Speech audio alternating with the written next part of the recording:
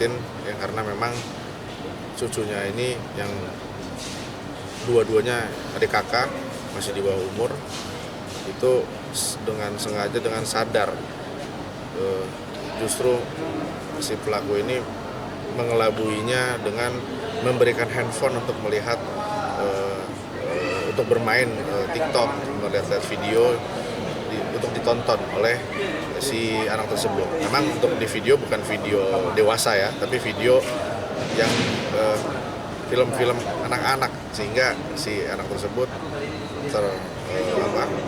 terkelabui gitu anak tersebut.